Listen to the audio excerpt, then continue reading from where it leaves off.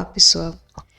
Nesse vídeo, vamos revisar um pouco o conceito de probabilidade condicional e aplicá-los para fazermos algumas atividades, inclusive a noção de eventos independentes. Então, analisemos a seguinte situação. A gente tem um lote de 100 peças que é composto por 20 peças defeituosas e 80 perfeitas. Duas peças elas vão ser escolhidas aleatoriamente e a gente quer calcular a probabilidade dos seguintes eventos: da primeira peça ser defeituosa, que é o evento A, e o evento B, que é a segunda peça ser defeituosa. Só que a gente vai considerar essas situações tendo dois contextos. O primeiro, essa escolha das peças é feita com reposição. O que significa? A gente vai retirar essas duas peças uma após a outra. Então, nesse primeiro caso, com reposição, a gente vai retirar a primeira, olhar se é defeituosa ou se é perfeita e retornar à caixa. Vamos dizer que essas peças estejam numa caixa, para então realizar a segunda extração. Já o outro contexto é sem reposição, no sentido de que, ao retirar a primeira peça e observar se é defeituosa ou perfeita, essa peça ela não volta para o nosso lote inicial. Então, vamos ver como é que fica o cálculo desses eventos nessas duas situações. Então, na primeira delas, como a gente pode supor que dessas 100 peças, qualquer uma tem a mesma chance de ser sorteada, então a gente está num daqueles casos em que o nosso espaço é equiprovável, né? Ou seja, que a gente pode calcular pela probabilidade de Laplace. Então, calcular a probabilidade de A é contar os números de casos favoráveis a A, que significa contar o número de peças defeituosas, e dividir pelo número total, uma vez que a gente quer que essa peça seja defeituosa. Bem, a gente tem 20 dentre 100, então é de se esperar que na verdade a definição da probabilidade de Laplace é que seja essa razão. É como se fosse uma espécie de frequência relativa das peças defeituosas. Na verdade é exatamente isso, né? Se a gente tivesse fazendo aquele nosso resumo de dados e imaginasse essas peças como sendo os nossos objetos, a característica, na verdade, a gente teria duas variáveis, né, que é defeituosa e perfeita. E o nosso objeto de estudo seriam as peças. E observaríamos que a frequência da variável defeituosa é 20 e, portanto, a sua frequência relativa é 20 sobre 100, que a gente pode simplificar e escrever 1 sobre 5.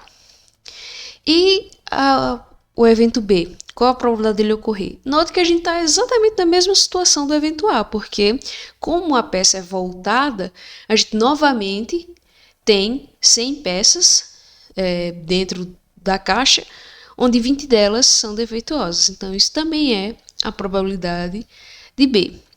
E será que muda alguma coisa se a gente trocar esse detalhe de que, ao retirar a primeira peça, ela não volta para a caixa para que a gente possa retirar a segunda? É claro que a probabilidade de A não muda, né? Porque, como vai ser a primeira retirada, a gente ainda tem 100 peças no total, sendo que 20 delas são defeituosas. Então, a probabilidade, é claro, ainda é 1 sobre 5. Mas o que a gente pode afirmar sobre B? Ainda é também 1 sobre 5? Bem, a gente já pode dizer seguramente que não. Por quê? É claro que para calcular a probabilidade de B, a gente tem que levar em consideração quem é o espaço amostral no momento que essa segunda peça vai ser sorteada. E não é mais 100. Porque como já foi sorteada uma peça e ela não volta, então é claro que ainda vai ser uma probabilidade de Laplace, mas os números aqui vão mudar porque agora o nosso espaço amostral não tem mais 100 elementos, mas sim 99. E como a gente deseja sortear, está interessado na frequência das peças defeituosas, como já foi sorteada uma, restam 19 peças. Então, note que é claro que esse número é bem próximo, né? Porque a gente só tirou uma unidade de cada, tanto do numerador como do denominador. Mas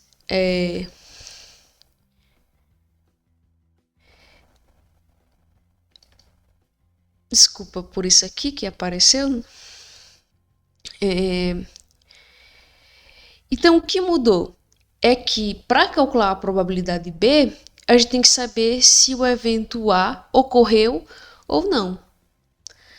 Para isso, a gente poderia pensar em construir um diagrama que represente essa situação. Como, por exemplo, a gente, no início do experimento, que consiste em retirar a primeira peça, só tem duas únicas possíveis resultados que são mutuamente exclusivos. Ou ocorre um ou ocorre outro, que é ou a peça é defeituosa, que a gente chamou de A, ou ocorre o contrário, que ela é perfeita. Mas como eu já estou chamando de ser defeituosa A, eu não vou usar uma outra letra maiúscula para determinar esse evento, porque é justamente o complementar desse conjunto. E aí você pode usar tanto...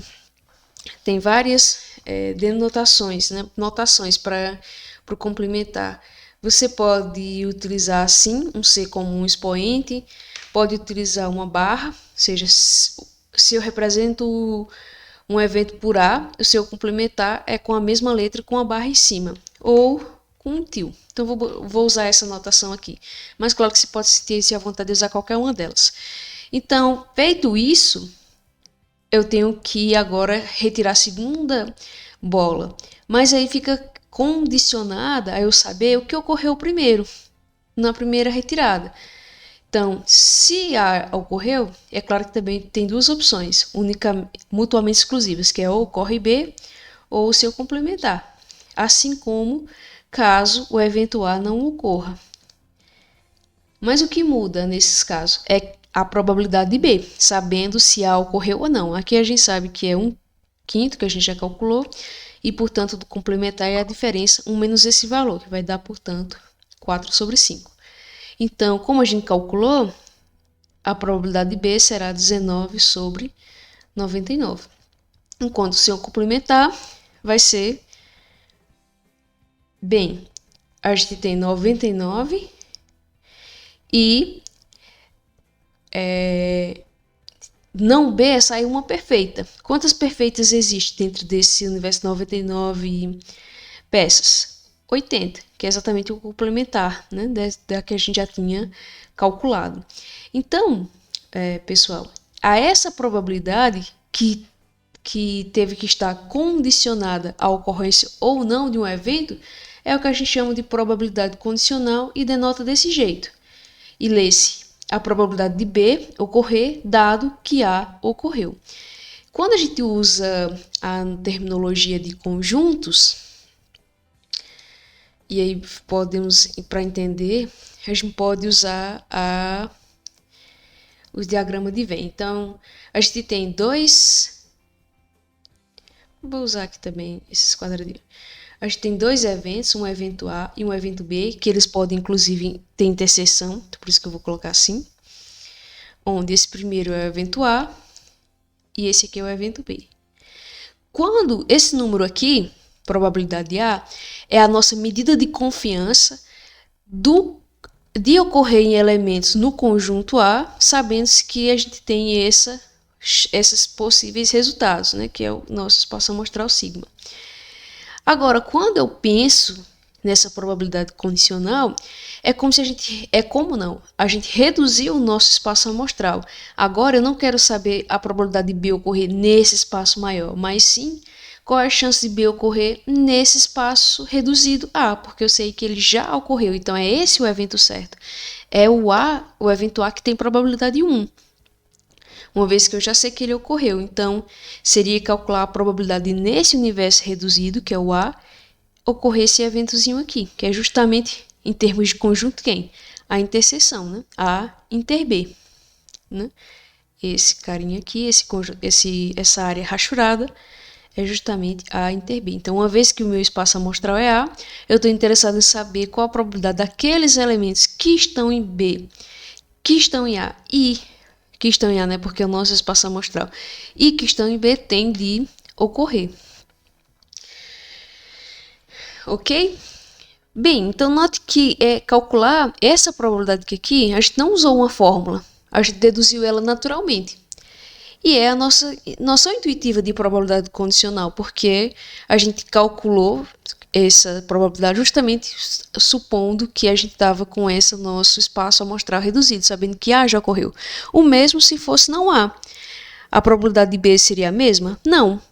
Por quê? Aí agora eu teria ainda 99 possibilidades, mas os casos favoráveis seriam 20, porque nenhuma defeituosa foi sorteada ainda. Então, por isso que a gente nota que justamente a probabilidade de B está condicionada a saber se A ocorreu ou não, porque dependendo do que a gente tem, a probabilidade muda. Mas seria ideal que a gente tivesse uma definição de como calcular isso. Bem, e aí, assim como a gente definiu aquele nosso conceito mais geral de probabilidade que a gente discutiu na nossa aula da quinta-feira, inspirada pela probabilidade de Laplace, a gente pode definir o que é essa probabilidade, que acaba se adequando a esse tipo de coisa que acontece aqui que a gente viu intuitivamente. Primeiro vou dar a definição e depois a gente verifica que de fato essa ideia intuitiva que a gente tinha inicialmente se encaixa com a definição que a gente vai dar. Bem, note que em termos da probabilidade de Laplace é uma frequência relativa, né? A gente pega o número absoluto de ocorrências em A, vamos chamar de NB o número de ocorrências, que seria a frequência absoluta de B, que em termos agora para a gente seria a quantidade, o número, a cardinalidade do conjunto. E note que aqui a gente viu que, dado quando a gente está calculando a probabilidade condicional, a gente quer calcular a probabilidade desse evento ocorrer dentro desse como subconjunto desse nosso espaço reduzido. Então a gente também precisaria da frequência absoluta da interseção.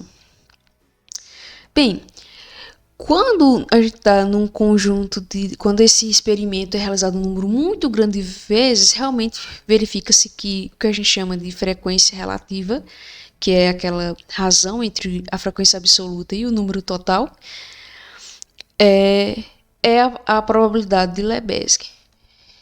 É o que a gente define como probabilidade de A. Bem, então sendo assim, o que seria justamente a razão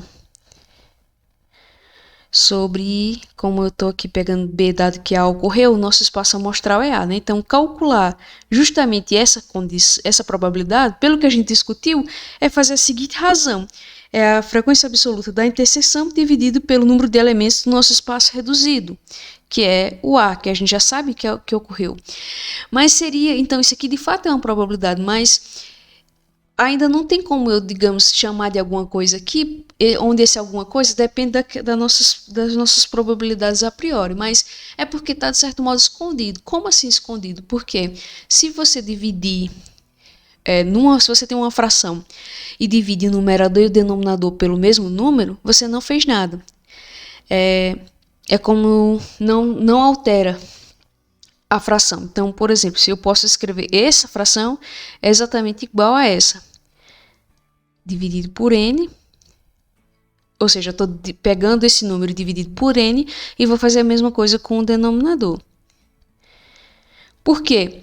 Porque pela definição de divisão de frações, esse número repete a primeiro e multiplica pelo inverso do segundo. Na prática, você está multiplicando por 1,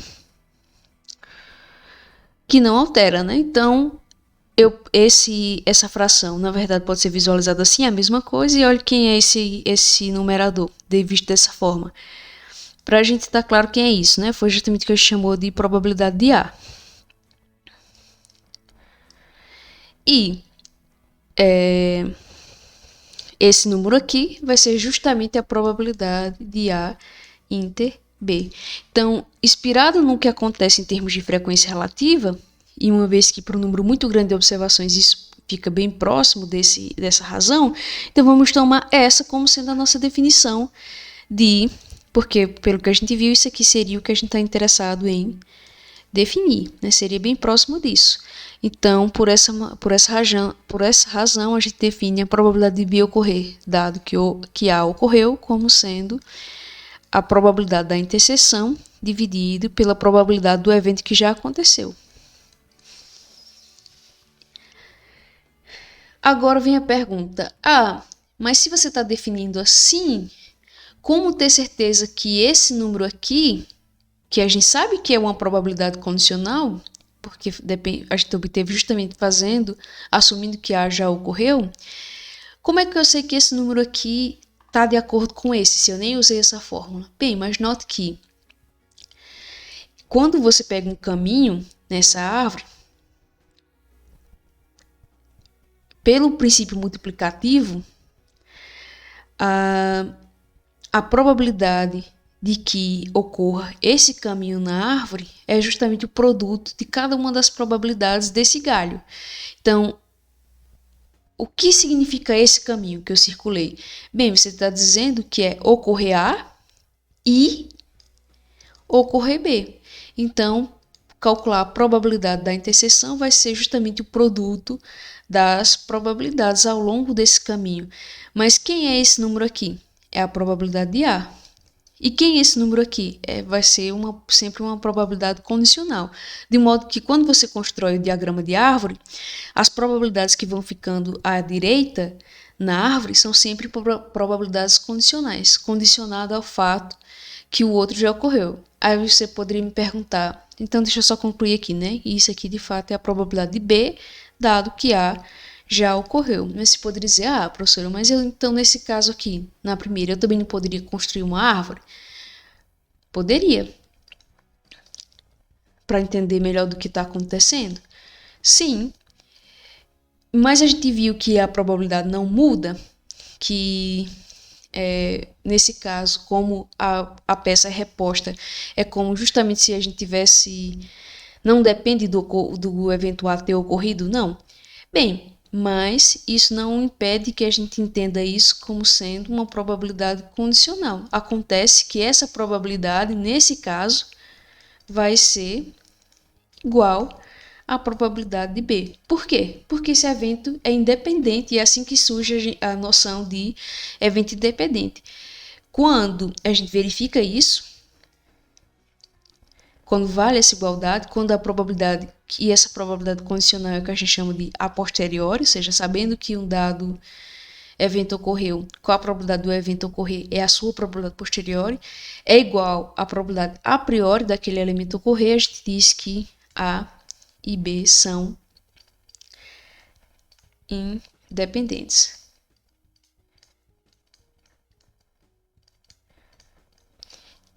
Então, voltando para o que eu tinha escrito aqui, se a gente isolar esse termo, sabendo que aqui a gente não está com conjuntos vazios, a gente define que é a probabilidade de B, dado que, na verdade, verifica exatamente a fórmula que a gente definiu, né, que está de acordo com a fórmula que a gente definiu.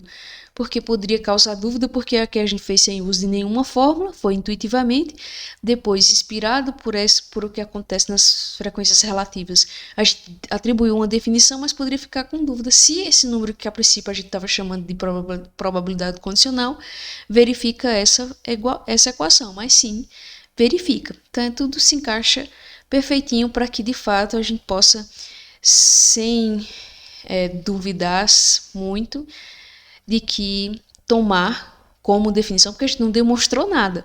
Isso é simplesmente um axioma, uma forma como a gente está definindo esse número.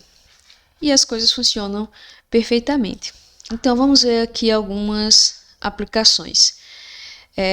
Só para que a gente não trabalhe com um número muito grande, é a mesma ideia, só que em vez de 100, a gente vai estar num lote com 20 peças e 12 dessas peças são defeituosas e 8 perfeitas. E elas vão ser inspecionadas uma após a outra. Se elas forem extraídas ao acaso, qual será a probabilidade de que? Então a gente vai ver vai calcular 3 casos. Qual a probabilidade de que as 2 primeiras peças sejam defeituosas? Aqui já está muita coisa escrita, porque na verdade eu gravei o vídeo inteiro. Quando cheguei no final, para poder compartilhar, vi que não gravou. a tela deu um erro, a tela ficou preta. Então, infelizmente aqui muita coisa já vai estar escrita. Bem, então, para que a gente facilite, vamos sempre nomear os eventos. Então, vou chamar de a primeira peça ser defeituosa, e vou chamar de B a segunda peça ser defeituosa. O nosso, que sempre também a gente vai pensar o evento que a gente vai calcular em termos de conjunto. Então, uma vez que a gente denominou esses eventos, o do nosso interesse, que é as duas serem defeituosas, é justamente ocorrer A e B. Então, a gente quer calcular a probabilidade de ocorrer interseção. Bem, e o que significa isso? Olha, aqui eu construí a árvore para a gente entender. Eu sugiro que sempre que você... Se a questão... Não quer dizer que sempre a gente tenha que construir a árvore. Mas quando ficar em dúvida, uma primeira opção que você pode ter para sair da dúvida é construir a árvore. Então, aqui, só para ilustrar e para facilitar o entendimento, eu construí a árvore, né? Então, de início, a gente tem duas únicas opções mutuamente exclusivas, porque todo evento ele sempre particiona o espaço amostral em duas partes, que é ele, e uma delas é ele próprio, e o seu complementar, porque a união desses dois conjuntos é todo o espaço amostral. Então, qual é a probabilidade de a primeira peça ser defeituosa? Assim como a gente viu antes, é a razão. O número de peças defeituosas, que nesse caso é 12, dividido pelo número total. Sabendo que isso ocorreu, que A ocorreu, qual a probabilidade de B ocorrer? Então, é a probabilidade condicional, que vai tirar uma unidade em cada caso, né? Justamente porque, como a peça não é com reposição, claro, né? A gente está sendo extraído sem reposição,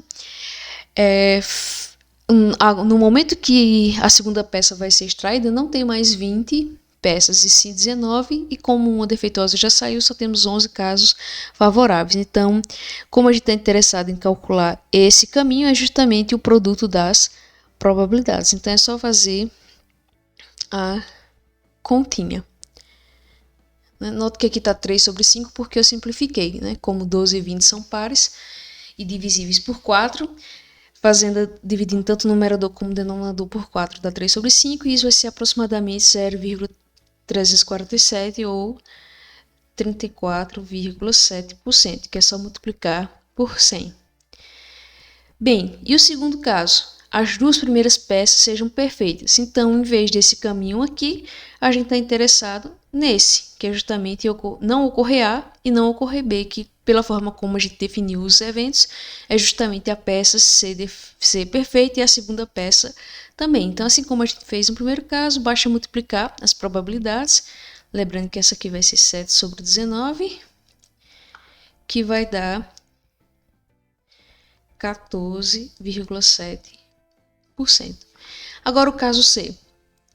Das duas primeiras peças inspecionadas, uma seja perfeita e a outra defeituosa. Esse é um caso que a árvore pode ajudar se você tiver um pouco em dúvida, aquelas dúvidas assim que costumam matar a gente, que é se aqui importa, não está claro se a primeira é que tem que ser perfeita e a segunda defeituosa. Então, significa que elas podem permutar.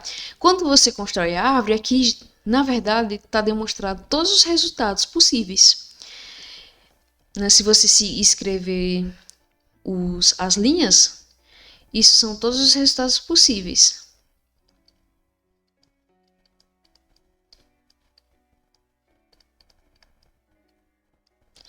Que de fato, como a gente tinha duas opções para a primeira e duas opções para a segunda, no total a gente tem 4 resultados possíveis.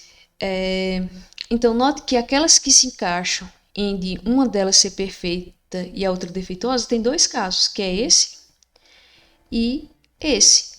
Portanto, a probabilidade que a gente está buscando é a soma da probabilidade desses resultados, né? Pela própria definição de probabilidade, né? A probabilidade de um evento é justamente a soma dos seus eventos elementares, que no caso seriam esses dois, que correspondem ao evento que a gente está querendo calcular. Então, é só você olhar na árvore que vai ser, e essa probabilidade vezes essa, que vai ser 8, né? 8 sobre 19, porque tem 8 peças perfeitas. E o mesmo para a segunda. Então, quando você faz isso, você encontra que essa é a probabilidade buscada. Ok? Como já está escrito aqui, depois você para o vídeo e verifica as contas e que de fato dá esse resultado aqui. Agora, explorando um pouco a noção de eventos independentes e até de como poder usar um pouco essa linguagem de conjuntos para o cálculo das probabilidades, vamos ver o seguinte problema. A gente tem dois eventos independentes cujas probabilidades são P e Q, respectivamente. Então, o nosso interesse é calcular a probabilidade de que nenhum desses eventos ocorra. E em seguida de que pelo menos um desses eventos ocorre. Então, só para que a gente possa ficar mais fácil de trabalhar, e sempre você vai ter que dar nome ao evento. Então, eu vou chamar de A e B esses eventos dependentes, sendo que A é o evento com probabilidade P e B é o evento com probabilidade Q. O que a gente está interessado em calcular é a situação de nenhum dos eventos ocorreu. E o que significa? É que nem ocorre A e nem ocorre B. Então, a gente está interessado em calcular a probabilidade dessa interseção. Só que aqui eu tinha feito todo um cálculo para deduzir, convencer vocês que seria isso. Por quê? Intuitivamente, a gente pode pensar, isso surge da própria teoria de conjuntos, que você pode ser levado a pensar que esse conjunto aqui, não A, interseção, não B, é o complementar da interseção. Porém, isso não é verdade. E aí eu tinha feito um esqueminha dos diagramas de Venn, mas acho que só isso aqui como lembrete para vocês é suficiente. Isso aqui é um dado que a gente tem, pelo fato de eles serem independentes, então a gente já sabe que a interseção é o produto das probabilidades, mas a gente precisa calcular isso, e até agora a gente não tinha se deparado com coisas desse tipo. Então a gente tem que mas a gente sabe calcular a probabilidade de eventos que são subconjuntos do nosso espaço amostral. Então eu tenho que entender o que é esse subconjunto. E ele é dado por umas regras que a gente vê em lógica matemática, mas também na teoria de conjuntos, que são as regras de De Morgan, que trata justamente do complementar da interseção e da união. E aí, usando o diagrama de Venn, fica fácil, e era o que eu tinha feito, eu tinha pintado, mas isso levou um tempo. Para encontrar o complementar da interseção, a gente troca a interseção por união e o complementar dos conjuntos. Então, o complementar da interseção é a união dos complementares. Então, a interseção e a união estão relacionadas dessa maneira pela operação de complementar. Semelhantemente, o complementar da união vira uma interseção dos complementares. E olha só quem apareceu aqui. Justamente o conjunto que a gente quer calcular. Então, note que ele é o complementar da união. Se a gente souber calcular a probabilidade da união, então a gente sabe calcular a probabilidade do complementar, porque é sempre dado por essa expressão, né? Lembrando que, como qualquer evento, ele particiona o espaço amostral em dois conjuntos mutuamente exclusivos, de modo que a união dá o espaço todo. Então, como eles não têm interseção, isso significa o quê? Mas acho que eu já demonstrei isso, né? Que a união é o espaço todo, que por definição é 1. Mas isso aqui por definição é a probabilidade de um, mais a probabilidade do outro, menos a probabilidade da interseção. Mas eles são mutuamente exclusivos, então a interseção é 0. Então fica isso mesmo.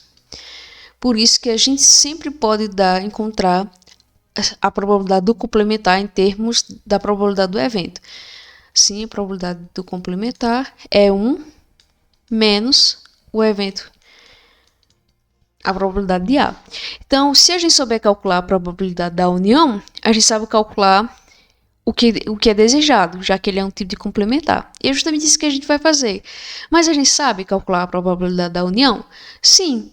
Por quê? Porque, por definição, um dos axiomas da definição de probabilidade é a probabilidade do primeiro mais a probabilidade do segundo menos a probabilidade da interseção. E a gente sabe que aí é que entra a hipótese, né? Que é dos eventos serem independentes. É justamente o produto. Então, eu só vou substituir. A probabilidade de A é P, de B é Q, e da interseção vai ser o produto P vezes Q. E agora eu só vou efetuar a multiplicação por menos, né? Então, todo mundo aqui que estava no parênteses vai trocar de sinal. Então, essa é a probabilidade procurada. E como a gente estava com números P e Q quaisquer, aqui não tem mais o que fazer. Fica dessa forma mesmo. E o segundo caso é de que pelo menos um desses eventos ocorra. Então, o que chama a atenção aqui é o que esse pelo menos.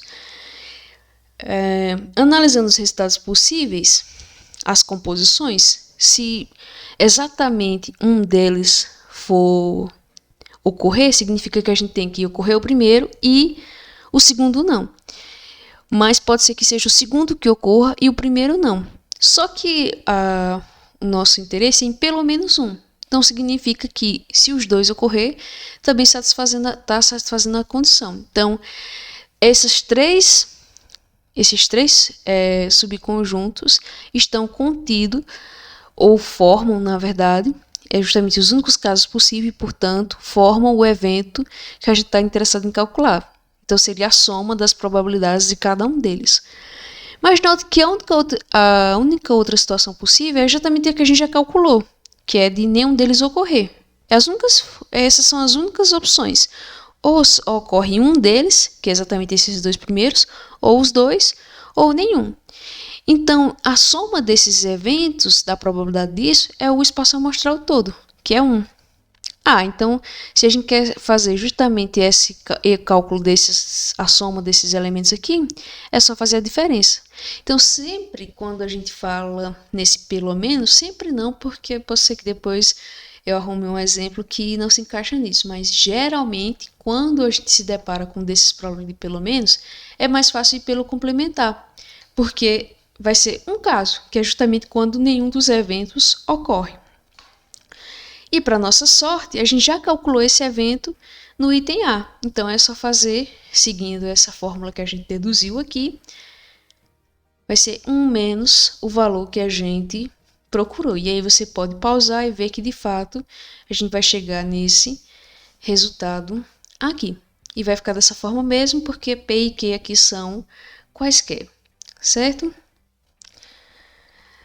Então, muito semelhante a isso, nessa ideia, é o exercício 10 da lista, que diz o seguinte: a gente tem uma caixa com 9 ingressos numerados de 1 a 9. Então, significa que a gente tem, como o próprio enunciado já fala, 9 objetos, digamos assim. Dessa caixa, a gente vai sortear 3. Aqui diz que eles vão ser ao mesmo tempo. E a gente quer encontrar a probabilidade de que saia nessa ordem, ímpar, par, ímpar ou par, ímpar, par. Embora diga que vai ser extraído ao mesmo tempo, a gente pode pensar que por uma fração de segundo esses números estão sendo retirados um após o outro. Por quê? Que assim a gente pode usar justamente essa ideia que a gente fez da árvore, onde a gente pode usar a probabilidade condicional e o princípio multiplicativo. Então, eu vou chamar de A o evento sair par, ímpar, par, e de B, ímpar, par, ímpar. Então, pelo princípio multiplicativo, vai ser a probabilidade de retirarmos o primeiro ser par, o segundo ser ímpar e o terceiro ser par. Bem, e aí é só fazer as devidas razões, né? Como de início a gente tem 9 ingressos e desses 9, 4 são números pares, então a probabilidade de ocorrer um par o primeiro elemento é exatamente 4 sobre 9. Feito isso, a probabilidade de sair ímpar está condicionada ao que ocorreu no início, sendo que agora, no total, a gente tem 8, mas como não sai nenhum número ímpar ainda restam 5 na caixa. E, por fim, como é o último, já vão ter sido retirado 2, tem 7 agora. Claro que isso aqui a gente está imaginando que é por uma fração de segundo que acontece essa situação, né? Como se fosse uma após a outra. E como já saiu uma par, a gente agora só tem 3. Portanto, a probabilidade é justamente esse produto. A mesma coisa a gente faz para o B, levando em consideração qual foi o evento ocorrido. Como a gente está interessado nas duas situações, então a nossa solução é justamente a soma. Foram 2 casos distintos que compõem o nosso evento desejado, que eu não dei nome, por isso que eu só chamei de P aqui. Deixa eu ver se eu coloquei mais algum exemplo. Sim, para finalizar, ainda para deixar mais claro, para vocês exercitar essa noção de trabalhar com a terminologia de conjuntos, de independência e condicional, é o exercício 17 da lista. Numa certa população, a gente sabe que gostar de teatro tem probabilidade 1/3, enquanto que de gostar de cinema tem probabilidade 1/2. Então, como a gente vai precisar trabalhar com isso, eu estou chamando de T, gostar de teatro, e C, gostar de cinema. O que a gente quer calcular é a probabilidade de gostar de teatro e não de cinema, ou seja, de ocorrer T e não C.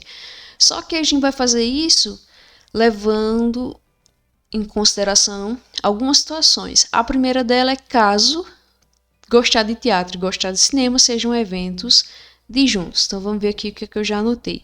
Primeiro eu já listei as probabilidades aqui, porque provavelmente a gente vai precisar delas, né? Isso foi dado. Isso aqui a gente consegue calcular, porque é justamente o complementar de 1/3, né? É justamente fazer a diferença, 1 menos 1/3. Isso aqui também foi dado e coincide com a probabilidade do complementar, porque é justamente 1 menos 1/2 dá 1/2. Então, como que, sabendo que os eventos são disjuntos, a gente vai conseguir calcular esse valor? Como eu já vinha falando algumas vezes, qualquer evento ele particiona o espaço amostral em dois subconjuntos. No caso, eu estou tomando como, levando em consideração, gostar de cinema. Então, esses 2 conjuntos não têm interseção, que é gostar de cinema e não gostar de cinema, e a união é o espaço todo. O que significa? Que qualquer outro evento, em particular o T, como é que ele pode ser escrito em termos de conjunto? Vai ter os elementos de T que vão estar na parte C e elementos de T que vão estar na parte não C. E a união desses 2 conjuntos é justamente T. Então, isso é válido. Portanto, como esses 2 conjuntos também são mutuamente, eles não têm interseção, né? É impossível, porque C e não C não tem, a probabilidade é justamente a soma da probabilidade de cada um desses eventos. Na verdade, isso aqui tem até um nome, que é a probabilidade do teorema, teorema da probabilidade total. Só funciona com 2 conjuntos? Não, a gente pode até considerar mais conjuntos, que foi justamente a definição, o caso que a gente viu lá nos vídeos. Basta pegar conjuntos que particionam, no sentido de que a união dá todo o espaço e não há interseção entre eles. Ok, então, note que ao escrever assim, ao usar essa noção de probabilidade total, não é essa probabilidade aqui que a gente quer determinar, e essa aqui a gente já sabe. Faltaria calcular essa, né? Para que a gente pudesse, se a gente souber essa, a gente poderia isolar esse termo e determiná-lo. Mas a gente sabe, é justamente o que foi dito, que eles são disjuntos, e ser disjuntos é que não tem interseção. Ou seja, esse conjunto aqui, essa parte que eu rachurei, na verdade não existe. O T está todo dentro do não ser. E assim, a probabilidade de T ocorrer, a probabilidade que a gente está procurando, que é T e não C, como isso aqui é 0, é justamente a probabilidade de T ocorrer. Então, esse é o item A. Vamos ver qual é a outra situação agora. É o mesmo evento que a gente quer calcular a probabilidade, só que levando em consideração que o que a gente sabe agora, aí você esquece. É como se o A não tivesse mais, tá? Agora, supondo que gostar de teatro e de cinema é 1/8. Ou seja, no item B a gente tem essa informação, que a probabilidade de gostar de cinema e Gostar de teatro e gostar de cinema é 1/8. E é esse valor que a gente quer calcular. Mas apareceu justamente esse dado. E é esse que a gente quer calcular. E esse a gente já tem. Então, novamente, usando a mesma ideia do item A, a gente resolve também o item P. Basta isolar aqui esse termo, passando esse para o outro lado. Encontrando que é 5/24. Então, o interessante é o item C. Por quê? Note que, dentre os que não gostam de cinema, então a gente já sabe que a gente não está mais no universo, na população inteira, mas sim só olhando para aqueles que não gostam de cinema. Então, vai ser uma probabilidade condicionada. A gente passou a esse espaço reduzido, que é o não ser, não gostar de cinema. E a gente sabe que a probabilidade de não gostar de teatro dentro desse universo reduzido é 3/4. Bem, assim como valia para o espaço todo, a ideia que a gente usou no primeiro, na letra A e na letra B, também pode ser usada aqui, para o espaço reduzido agora, que passa a ser o nosso espaço amostral. Eu posso até ignorar esse termo reduzido, pensar como sendo meu espaço amostral. Funciona vendo T agora como conjunto que particiona. Então, eu sei que a soma dessas probabilidades é 1. Aí você pode dizer, professor, mas por que não é probabilidade de T? Porque não é a probabilidade a priori, né? A gente está olhando só no espaço resumido. É justamente a probabilidade de T ocorrer nesse espaço resumido, que é não ser. Então, isso também sempre é válido quando a gente pega, reduz o nosso espaço. Ainda continua valendo, né? Que um dado conjunto particiona o espaço amostral. Bem, sendo assim, note que apareceu a informação que foi dada. Esse número aqui eu sei. E aí permite obter esse valor aqui, que foi o que eu fiz. Você fazendo as continhas, dá 1/4. Bem, aí fica aquela dúvida. Mas não era isso que eu queria calcular. Na verdade, a gente já aplicando a fórmula que estava dando certo, né? Usando aquela ideia de quem time que está ganhando não se mexe, a gente chegou nisso. Mas ainda não é a probabilidade que a gente está interessado em calcular. Mas note que tem uma relação, porque ela surge, a probabilidade que a gente surge aparece justamente expressando quem é esse termo usando a fórmula da probabilidade condicional. Bem, isso aqui a gente já sabe, porque a gente acabou de calcular, que é 1/4. Isso aqui também a gente já sabe. Então, a gente consegue determinar a probabilidade desejada. É só fazer a multiplicação desses dois dados. Mas você poderia pensar, professor, mas estaria muito, não sei, pareceu meio tirado da cartola. Como é que eu ia saber que eu tinha que pensar assim? Bem, mas, na verdade, eu quis abordar dessa maneira porque a gente já tinha resolvido a letra A e a letra B usando essa expressão que é uma das propriedades imediatas, uma das consequências imediatas das definições de probabilidade. Mas se você não lembrasse disso, digamos, se eu nem tivesse feito a letra A e a letra B primeiro, como é que você iria abordar o problema? Você quer calcular isso aqui.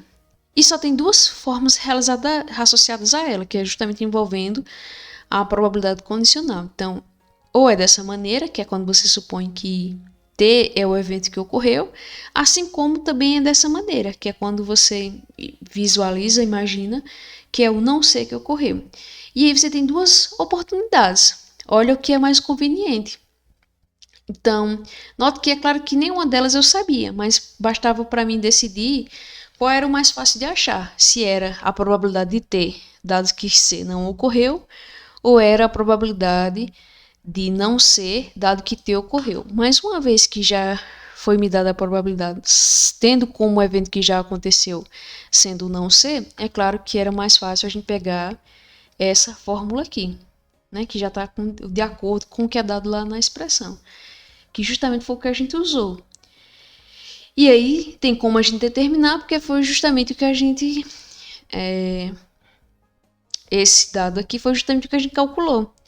Seria o complementar. E aí é que surgiria para você, seria assim que você seria induzido a calcular esse número, que foi o que eu fiz inicialmente. Ok? Então eu espero que ajude a tenha servido esses exemplos e a revisão tenha servido para clarear um pouco as ideias e ajudar aí na resolução do questionário e das próximas atividades avaliativas que também está para vir e para o aprendizado também, né, claro. Então, é isso, até o próximo vídeo.